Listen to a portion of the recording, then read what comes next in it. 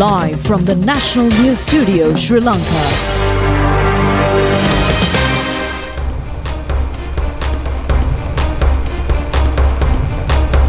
Hello there, good evening and a warm welcome to the 9 p.m. news bulletin of the most prestigious channel in Sri Lanka, bringing you your top stories for tonight. I am Lakshita Dirisinha. And I'm Sitami Jayaratna. Now let's take a look at today's headlines.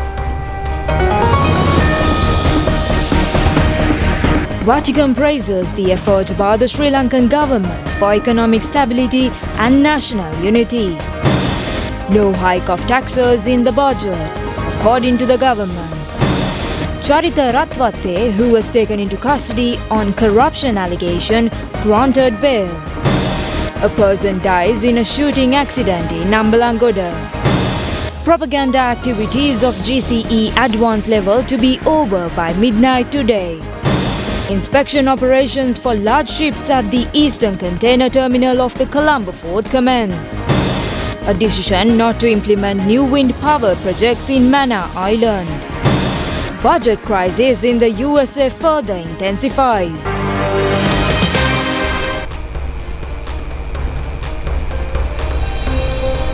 On to those and other stories in detail. We start off with the top story for tonight. Secretary for Relations with States and International Organizations of the Holy See in Vatican, Archbishop Paul Richard Gallagher, appreciates the efforts taken by President and the government to normalize Sri Lanka by establishing economic and political stability. His Eminence made this observation when he met President Anurakkumara Dissanayake in the morning today. Archbishop Paul Richard Gallagher in Sri Lanka on an official tour to attend a function to celebrate the 50th anniversary of diplomatic relations between the two countries. He stressed that the Vatican provides complete support to efforts taken by Sri Lanka in economic stabilization and the national reconciliation. The President pointed out that 50 years of diplomatic relations between the island and the Vatican has awarded many benefits in promoting human dignity in the country. President Anurakkumara Dissanayake remembered the assistance provided by Vatican to normalize the situation in the island after the devastating tsunami and also in the education sector. Archbishop Paul Richard Gallagher added that both him and His Holiness Pope highly appreciate the present progress in Sri Lanka, and His Holiness Pope Leo XIV will consider touring Sri Lanka in the near future. The government emphasizes that there will be no tax increase from the upcoming budget. Cabinet spokesman Minister Dr. Nalinda Jayatissa says that the government will present a development-targeted budget this time. He made these remarks at the press briefing held to inform the cabinet decisions today. Minister Dr. Nalinda Jayatissa said that the President has already completed the new budget. Accordingly, no tax will be increased. Many sectors may receive reliefs. This is a development-targeted budget. As the Finance Minister, the President is scheduled to declare it. The economy has achieved a certain stability at present, showing growth in all the sectors.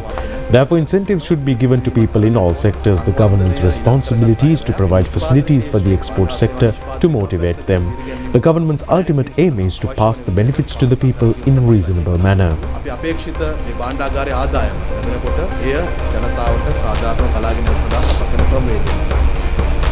He also stated that Cabinet has given approval to recruit 72,000 individuals to the public service. The minister said that earlier recruitments to the public service were carried out without considering the vacancies. The past regimes have given employment opportunities considering their political interests. This government only provides employment opportunities properly considering the emerging economic situation and digitalization. A committee headed by Prime Minister's Secretary has earmarked the vacancies that should be filled immediately. Accordingly, approval has been received to recruit about 72,000 to the public service.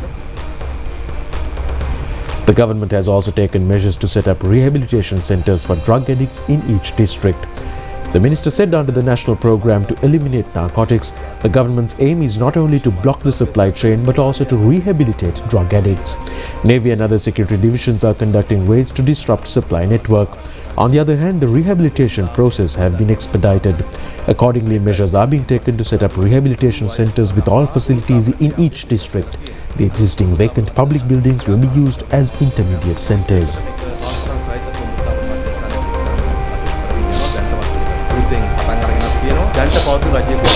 අතරමැදි මධ්‍යස්ථාන හැටියට යොදා ගන්න බලාපොරොත්තු වෙනවා. සමහර අයට පුනරුත්ථාපනය, සමහර අයට වනෝපදේශනය සහ සමහර ප්‍රතිකාර කළ යුතු වෙනවා. මේ සියලු කටයුතු වලට මැදිහත් වෙමින් ඒ අංශයත් ශක්තිමත් කරමින් තමයි අපි මේ ව්‍යාපාරය දියත් කරමින් ඉන්නේ. The minister also expressed regarding the educational reforms. Cabinet spokesman Minister Dr. Nalinda Jayadisa said that public opinion is that there should be a wider reforms in the education sector. When considering the victimized children, if there is genuine interest to develop human resources, the educational reforms should be widely implemented. There must be entire transformation in the education. It is prepared not only by the political authority but by the Ministry of Education and relevant stakeholders. During the intensified discussions held recently, many pragmatic proposals have been made. The ministry has held discussions with the experts in the sector to implement a scientific system in educational reforms. Colombo Magistrate Court released former Secretary to the Ministry of Finance, Charita Ratwate, who was arrested under corruption charges on bail today.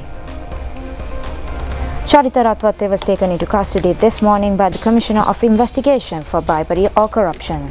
He was arrested under the charge of influencing the official of the State Trading Corporation to purchase 50 cocoons to store paddy from a company known to him, bypassing the procurement procedures. He had committed this offence while he was acting as senior advisor to the Prime Minister Ranil Wickremesinghe. He has made a loss of nearly 100 million rupees to the government through his actions and facilitate unnecessary benefit to an external party. The suspect was produced before the Colombo Magistrate Court by 2:45 p.m. today. However, due to power failure at 3:15 p.m. in the court's complex, the case was summoned after a delay of over a period of 1 hour. Later, the case was convened at the official chamber of the Colombo Chief Magistrate Asanka S. Bodhagama. Considering the facts submitted by both parties, the Chief Magistrate ordered the suspect to be released on 2 personal bail, each worth 1 million rupees. The suspect was imposed a foreign travelling ban and ordered to hand over to his passport to the courts. He was also ordered not to influence witnesses. The case is to be resumed on the 23rd of January. A 54-year-old person died in the morning today in a shooting occurred at the Municipal Council of Ambalangoda. According to reports, an unknown person who arrived in a motor car fired at him who was riding a motorcycle and fled the scene. The motor car used in the shooting was found at Egodavala Junction, Karandenia. An unknown person travelling in a motor car shot at this person who was travelling on a motorcycle near the main library Ambalangoda in the morning today. The person with gunshot injuries died after being admitted to Palapitiya Base Hospital. He is a resident of Poramba area Ambalangoda and a relative of Karandeniye Subda, a member of a criminal gang. It has been reported that he was a candidate in the national list of Hirevatta Division Ambalangoda from Samagi Jana Balawegaya during the last provincial council elections. During operations conducted later, the motor vehicle in which the shooters fled the crime spot have been recovered from the Egodavila Junction, Karandenia by the officials of Ahungalla Police Special Task Force. Police suspect that the shooters had fled via Polvatta, Benvala and Egodavila. Commissioner General of Examination AKS Indika Kumari Liyanige says that the tuition classes targeting GCE Advanced Level Examination 2025 will end from midnight tonight. Accordingly, it is prohibited to keep papers similar to examination question papers, posters, banners, workshops via electronic or print media and conducting tuition classes. The examination will be held from the 10th of this month to 5th of December at 236 to 362 centres island-wide. Commissioner General of Examination AKS Indika Kumari Liyanige said that 246,521 school candidates and 94,004 private candidates will sit for the exam this time. Admission cards have already been sent to all applicants. In case of still not receiving the admission cards, it can be downloaded from the examination department website. The candidates are advised to answer the paper within the given period according to the timetable. Parents are also advised not to put unnecessary pressure on their children. Inspection operation for large-scale ship at Colombo Eastern Container Terminal belonging to Sri Lanka Ports Authority commenced today. In a specialty, container activities of 2 ships can be conducted simultaneously using the facilities constructed there at present. The container activities were conducted to unload containers of the 2 ships MSC Manza and MSC China, owned by the MSC Shipping Company. The container activities are being conducted semi-automatically. The main requirement for containers construction of 900 meters of the jetty had already been completed. Due to this facility, the container unloading of the 2 ships having a length of 400 and 155 meters respectively can be conducted simultaneously. Nearly 80% of the construction of the Eastern Container Terminal has been completed. The terminal can be used for ships with a depth of 18.2 meters. Minister of Ports and Civil Aviation Anura Karunatilaka, Chairman of Sri Lanka Ports Authority Admiral S.S. Ranasinghe and a group of other officials were present on this occasion. Minister of Ports and Civil Aviation Anura Karunatilaka said that main shipping companies are given the message that necessary facilities for operational activities can be provided simultaneously for 2 large ships at this terminal. The port becomes an extremely important part in developing the economy of the country. It is a victory of the employees as well as the people of the country, the progress achieved in the Eastern Container Terminal for further progress.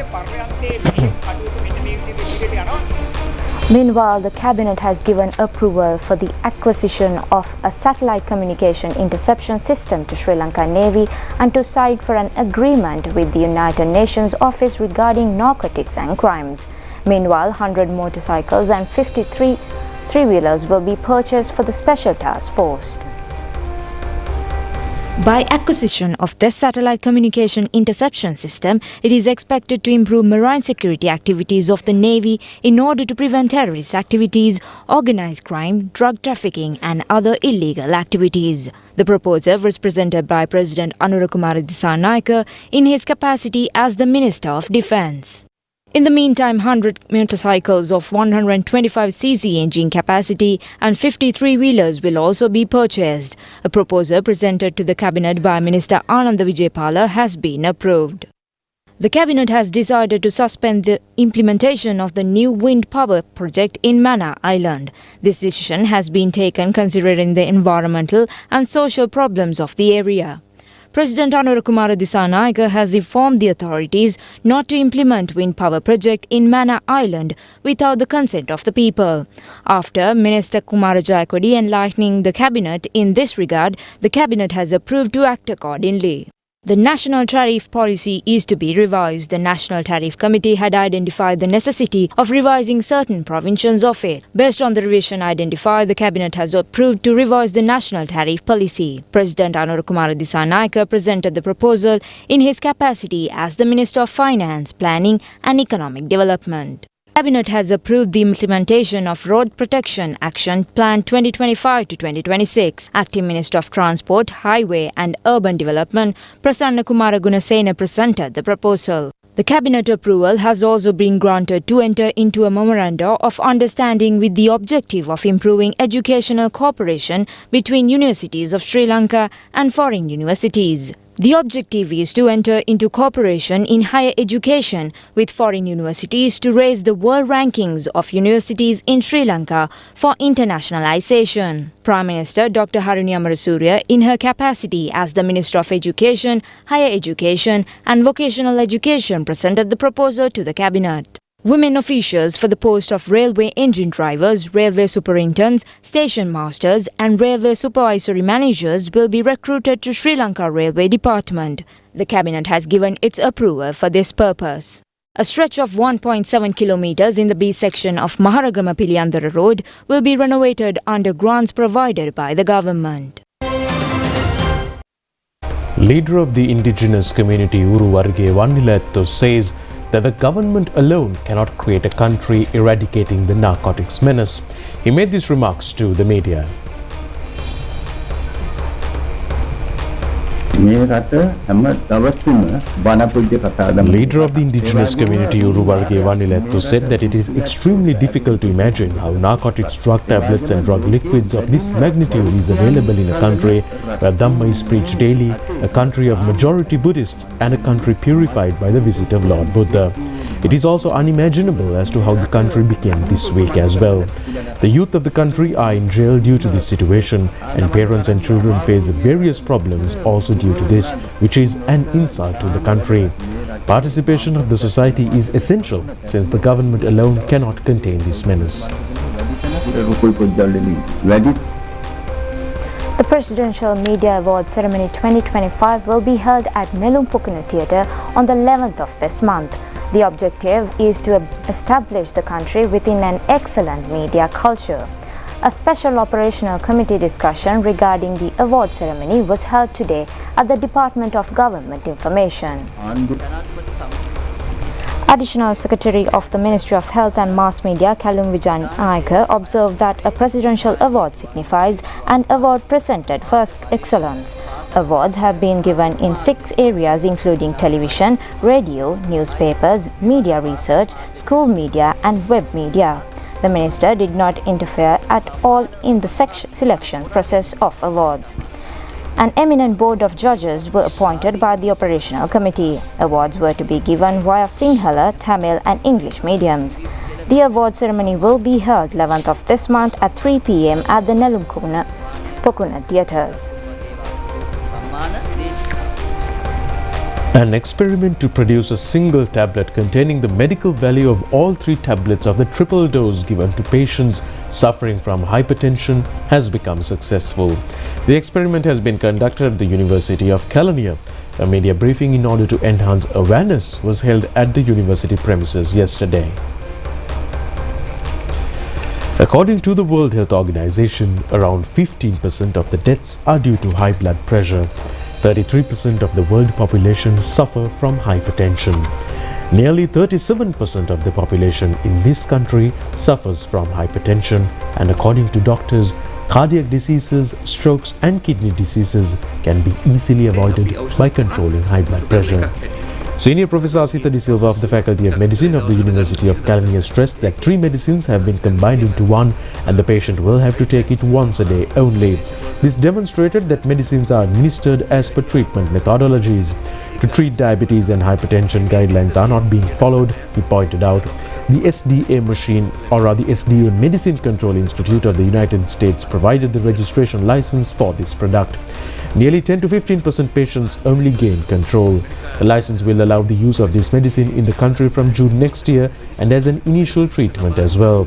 There is no medicine to cure hypertension completely, but the control of the situation is extremely important in avoiding cardiac problems and other ailments. Now several development news in brief. Government has taken measures to construct a playground for Lahugala Mahavidyalaya in Ampara, which was needed to be fulfilled for many years. The government has allocated a sum of 3 million rupees for this purpose.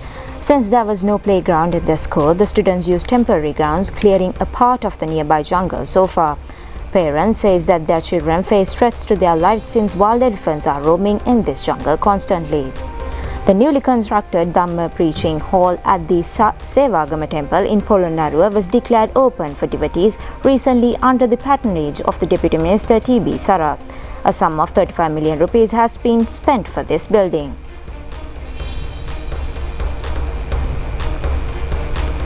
An entrepreneurship development program commenced at the Attanagala Divisional Secretariat Auditorium recently. It has been organized by the Western Provincial Industrial Development Authority. Micro, small and medium-scale industrialists in the Gampha district participated in this program. They were enlightened on the service and conditions needed to start a new business venture. According to the fishing community, a large income can be obtained from the fish variety named Dadurunaya, or the giant snakehead, which is fast spreading in the Daduruoya, which is also considered a threat to other fish varieties. It has been identified that this variety of fish can be used in smoked dried fish. Aquatic officials point out that some persons has released this variety of fish into the Daduruoya, which frequents in ponds around houses as an ornamental fish. Scientists have identified that the fish, which is carnivorous, hunts small and big fish in Daduruoya reservoir.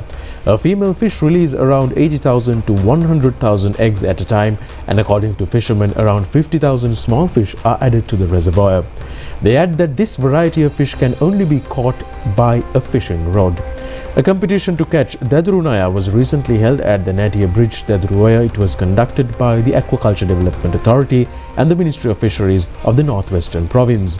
According to fishermen, a high demand exists for smoked dried fish of this variety. The 9th stage of Healthy Food Happy Life program was implemented today, centering the Senagama Vidyalaya in Ampara.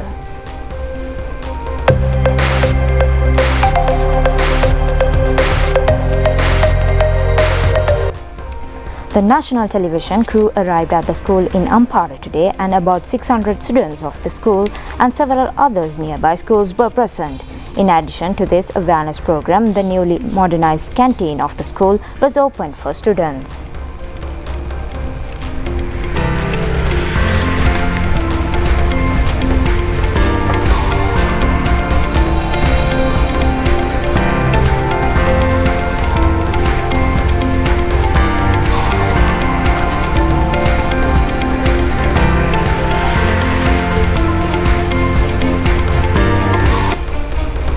And with that, we take a look at a few more local news items in brief.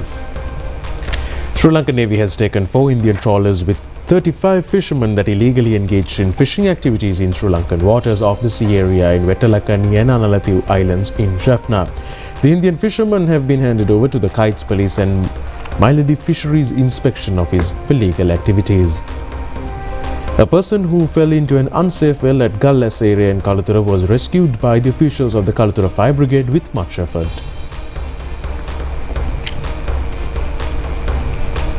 The 9th death anniversary of late Dr. Pandit W.D. Amaradeva was held yesterday at the Amaradeva Asapua located in the Apegama premises. Family members, artists and many others were present at the occasion. The John B. Culshall Junior Cadet Trophy Cadet Camp of the National Cadet Corps was held at the Rantabi Training Centre recently.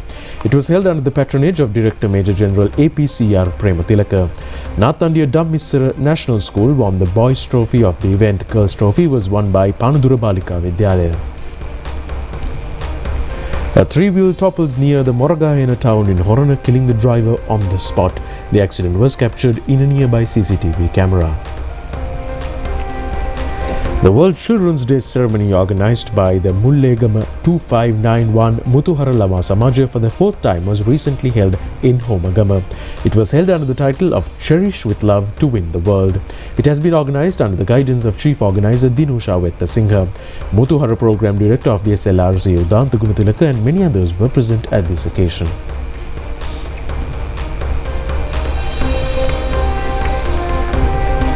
A unique rally with a purpose. Hundreds of tourists have swept taxis for tuk-tuks in Sri Lanka's most colourful adventure on 3-wheelers. The annual tuk-tuk tournament was wrapped up in Hikkadua, blending travel, teamwork and charity in an unforgettable journey across the island. Cheers and celebration filled the air as nearly 200 tourists crossed the finish line in Hikkadua, making the end of Sri Lanka's 2-week tuk-tuk tournament. The event brought together participants from more than 30 countries who drove their brightly painted 3-wheelers through jungles, mountain roads and small villages, completing challenges that tested their creativity, teamwork and community spirit. Unlike a traditional race, this rally focused on responsible tourism. Participants earned virtual points by taking part in local activities from village cricket games to cultural visit and conservation work. Each milestone contributed to rural clean water projects through a partnership with the Palm Foundation. Organizers say the initiative has already funded hundreds of household water connections across the island. All tuk-tuks used in this event are rented from local owners, ensuring income for hundreds of Sri Lankan drivers, while the entire tournament remains carbon neutral. The tuk-tuk tournament has become a symbol of adventure with purpose, showcasing Sri Lanka's growing reputation as a hub for sustainable and community-driven tourism.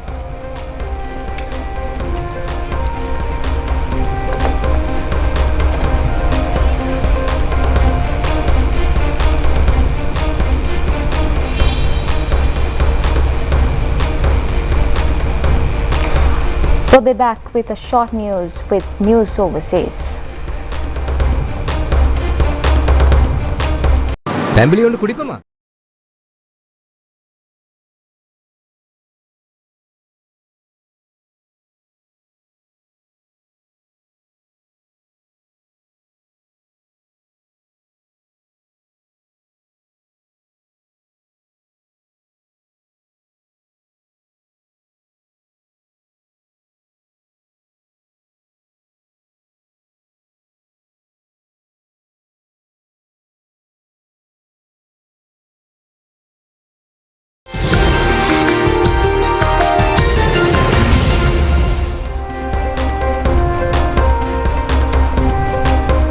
And in foreign news, the budget crisis in the United States has further intensified as the entire process of providing financial allocations to state institutions has become dysfunctional. According to US media reports, operations at the country's airports are also being affected by the crisis. It is reported that air traffic control officers have been working for over a month without pay.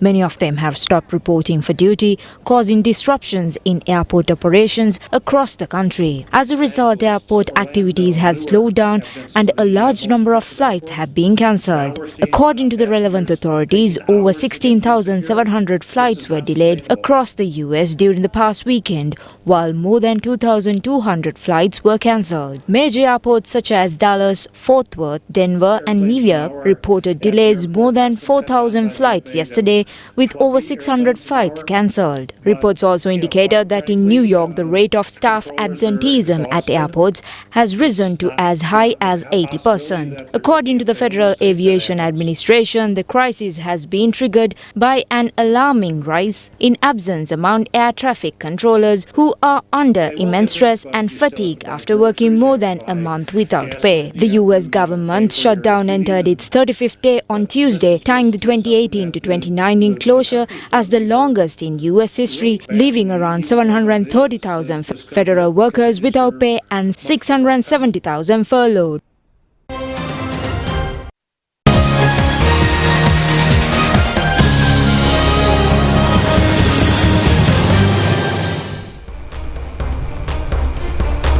A quick look at the sports news before we wind up. A function to felicitate Lahiru Achinta, who won a gold medal at the Asian Youth Sports Festival, was held yesterday at his birth town, Ratnapura. Lahiru Achinta was able to win a gold medal at the Asian Youth Sports Festival held in Bahrain. He won the gold medal in the 1,500-meter event. This has been the first gold medal won by Sri Lanka so far at an Asian Youth Sports Festival. Medal winner Lahiru was welcomed in the midst of the Ratnapura town and was later taken in a motorcade to his school, St. Aloysius College, where he was accorded a warm welcome.